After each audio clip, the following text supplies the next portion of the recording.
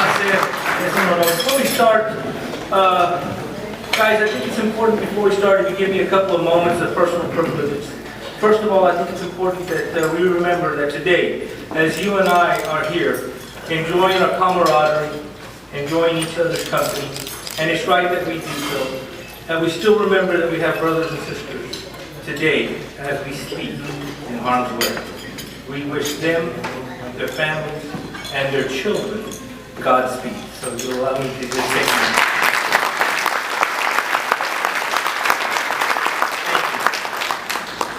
Also, just because I share a very common, special bond as you do with our gentlemen sitting at this table, I'd like to give our wounded warriors one more round of applause.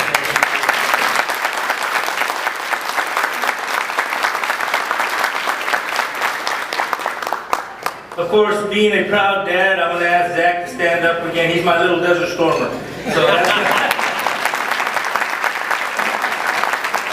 for those of you who don't know, and those of you in the military understand that before I got deployed for Desert Shield, Desert Storm, I made sure my wife was carrying an extra package so that, it's an old Army trick. So I got to leave to go fight the bad guys while she was carrying this little guy, and so I think I got the better end of the bargain, and I came back to a beautiful package called Zach Retail. Bueno, vamos a comenzar. Ahora no traje la guitarra. I did not bring my guitar today, as most of you know, so I'm sorry about that. Hopefully next time I'll bring the singing general is what they said that I was last time when I came over here and played with the mariachis. So it's always a great time. It's important that we spend a little bit of time together to talk about what you do and how important it is. Dr. Garcia and what he left for us. And of course we can say that, 61 lustrum in 1 year, or 66 years ago, a man had a vision that we needed to do something for our veterans, and he's done it. And you represent that effort. And that effort must continue today. I wish I could tell you that in today's world, things get easier. But the problems we have today are the same problems I had 30 years ago when I first donned this great uniform.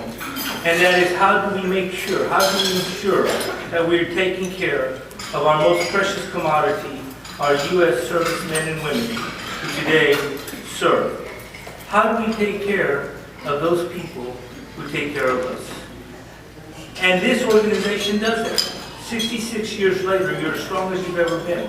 And I'll share a couple of stories that'll make us cry and a couple of stories that'll make us laugh. So before we go there, if you're a veteran in this hall right now, today, would you please stand up so we can give you the honor that you deserve?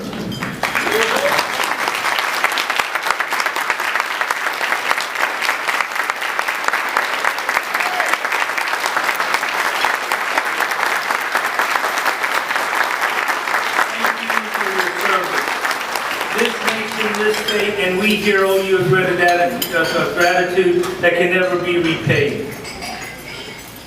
Tim is absolutely right. We've worked many years together. And there's a term that I'm trying to coin in Washington and throughout my travels, and I call them shadow warriors. Shadow warriors are our families and our kids who also serve. Don't necessarily get the same recognition for their service. They're those quiet people who spend their days at home, continue to maintain the household, fix the car, fix the house, send the kids to school. The kids go to school every single day with other kids in all public schools across the United States, knowing that their dad and their mom are doing something great that most of the other kids have zero idea. But when they start talking Farsi and Tari and Arabic, and they don't know that. So to our wounded, to our shadow warriors, our wives and our kids, would you please stand up so we can give you a thank you? I appreciate your service to our great nation. Wives and kids.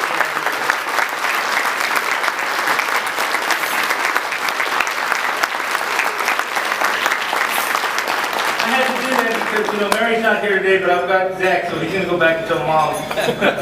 So if you tell Mom that I mentioned her, and life would be good.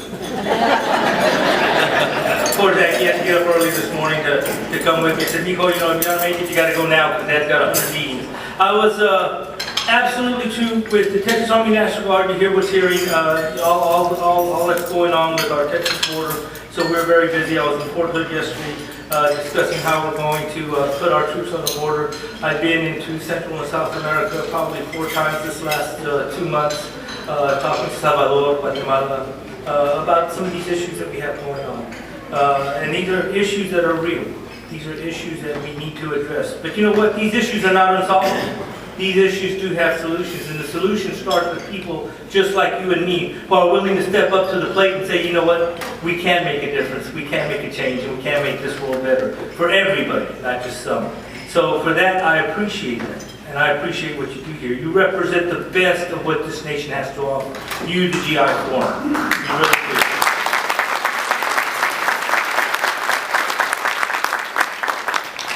So 66 years later, where are we? We cannot take the time to rest. I wish I could tell you, young warriors, young soldiers, the life lessons that I've learned over 30 years of service, and I could package them up into a small little one-paper format and give it to you as you get ready to lead this nation in a new direction. As I'm getting older, and I am quite old now, and I don't jump out of airplanes anymore, whoever made that statement, and I don't jump out of helicopters anymore, but I watch them still do it. I learned a couple of lessons. 30 years ago, a great man named General Cavazos, born in Kingsville, in the Fremont area, and I was a Texas A&I honor graduate with a distinguished military student and distinguished military graduate. And he came to speak at our ceremony, General Cavazos. I don't know if anybody knows him. And of course, General Cisneros was there. And I said, you know, for the first time, a young man born here in San Antonio, Texas, moved to Corpus Christi and worked the sandias there in Duval County, picking watermelons. And I saw this general who looked like me, who spoke Spanish, and I said, un día sí se puede. And I didn't think then, but now I know that with an education, yes, you can do anything. So Dr. Garcia is absolutely right. We must continue to push it. But what I did not know back then, and I find out now, and I wish I could share this lesson with you all, was that what General Cavazos was doing 30 years ago was getting ready to hand the torch of liberty to me. It was my time to carry that torch.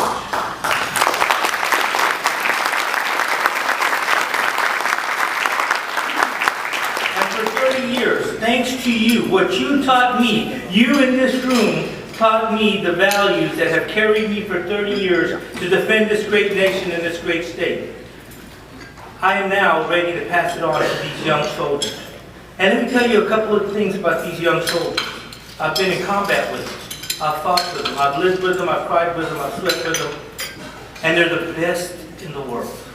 They're the best in the world. Our soldiers, my fellow brothers,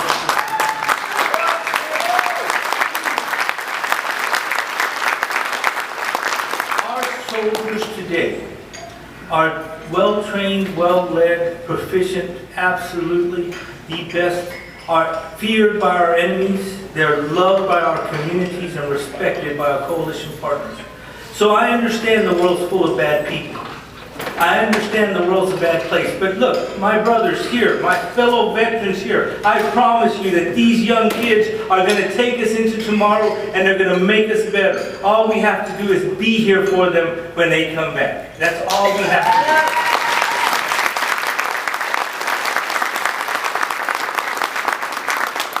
So then we talk about the fabric of America and the fabric of Texas. And the fabric of this great society. What have you built? What have you done? And how can I relate to you one story? The one story I have is in Afghanistan when I was a battalion commander of an infantry task force. And unfortunately during my tour I lost a young 18-year-old man, Chris. And I've lived with that for many, many years, and I still remember Chris every single day. He is a family name in our household.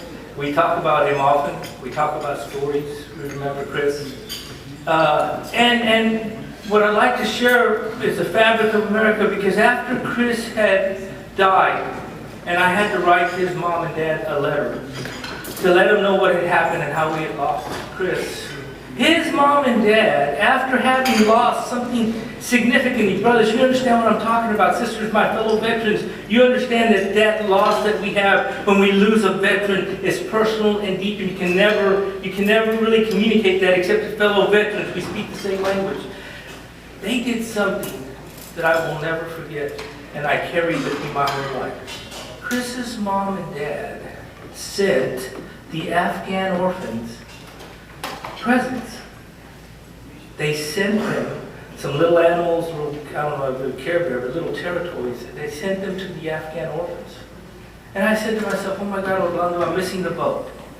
Listen to what these people have done. They didn't have hate in their heart. They did not, and they've lost everything. They had lost something that you and I can hardly even fathom. The loss of a precious commodity. Our most precious thing is our child. Yet, in their heart, they believed in the cause, and they understood that the fabric of America was a fabric of love and understanding. And they sent these kids. So I found out quickly that it is an honor to be in service. And I love wearing this uniform, and I love hanging out with young soldiers every opportunity I get. And I love speaking with fellow veterans. I consider myself that great little hyperlink from the past to the present and hopefully into the future. And I tell you that the future is bright. I go to Guatemala, and I go to Salvador, and I go to Ecuador, and name the place in Central or South America, and I speak to them and I say, why do your kids come to America? Because if you're a 7 to 18-year-old child living in Central America, you've got really two choices. You either join a gang or you die. And so these kids are at our doorsteps. Not all of them good, not all of them bad, but they're here. And it's our job to at least be Christian enough and believe in our Maker to try to take care of these kids. I don't understand all the problems. And it's with the GI Forum, who has taught us how to care, who has taught us how to love, who has taught us how to be there for each other. So my fellow veterans, today I ask that we continue and renew our commitment. We renew our commitment to our young service members.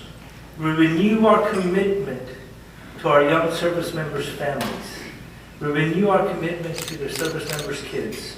I remember one time when we were speaking a couple of years ago, prior to Texas Veterans Commissions or TexVet, we were doing yellow ribbons, and an employer said, here I am hiring a whole bunch of veterans, Orlando, and you're still not happy. I said, you know what? I'm not happy. I'm not going to be happy till we hire veterans, and we hire their wives, and we hire their kids, and we hire their grandparents, and we hire their dogs if we have to. We can't do enough for our veterans.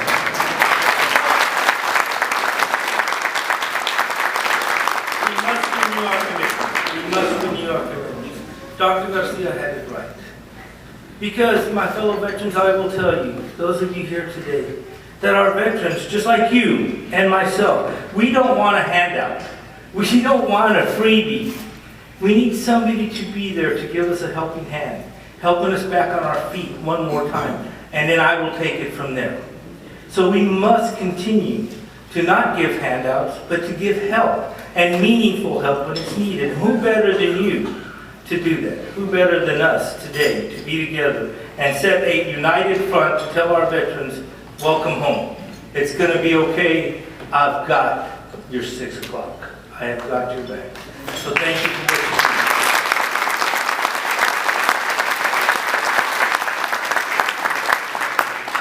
I commanded the Valley Battalion in Afghanistan, and those of you who are from the lower Rio Grande Valley, from Laredo all the way to Brownsville, understand that it's a great place to be from. It's a great place to grow up in South Texas, anything south of San Antonio. Whenever we have people come over here from Central or South America, they love coming to San Antonio because no tienen que hablar inglés. Todos hablan español. So, they say, I love being here because I feel like I'm right at home. And they are. They absolutely are. But I remember our young battalion, when I was with them in Afghanistan, and I had my 82nd Brigade Commander, Devil 6, he was also down at now 2-star General at AFCOM, ASCC Commander.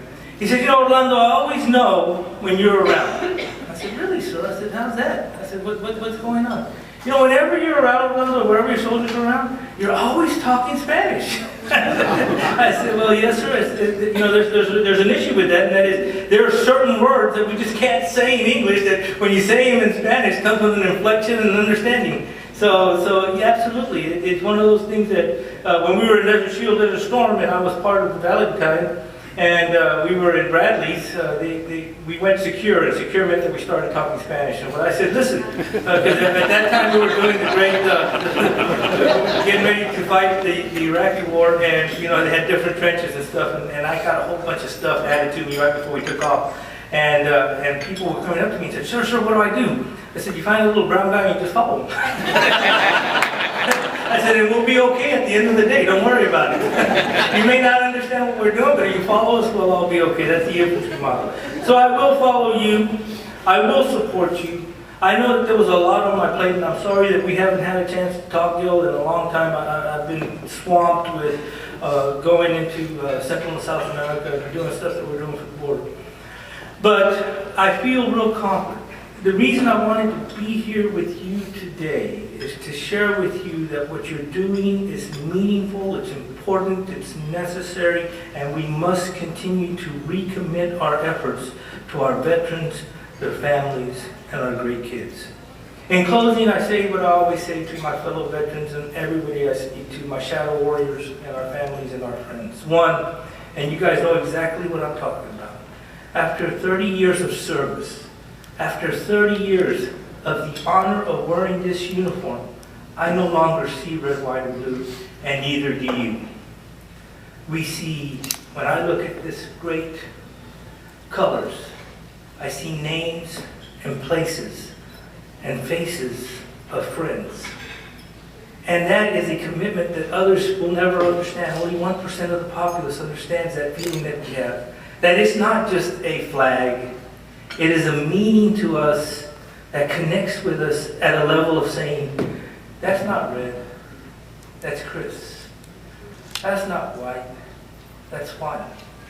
That's not blue, it's Veronica. It's somebody. The second thing I always tell people is, I am blessed to be a Texan. I love being a Texan. Being here in Texas with you, and I hope you enjoy this beautiful culture. Next time, hopefully you have a guitarra for me, or guitarron, or a mariachi here. We'll be able to sing a couple of rancheras together and remember the good old days. I am blessed to be a Texan, and I love being a Texan. I think Texas is one of those great things that brings us to the pride and an understanding. I also know that here in Texas at Fort Sam, the way we handle and take care of our wounded warriors is second to none. Here in Texas, here in San Antonio. People come from all over the world to see the great things we do for our veterans, the great services they have, and how they're loved and welcomed here in this great city. So thank you for being here and joining us in San Antonio. The last thing I say is I'm honored. I'm always honored. My commitment to you will never change, in or out of uniform. And I promise you that if my schedule allows, whenever my schedule allows, I will find time to be here with you. I will find the time.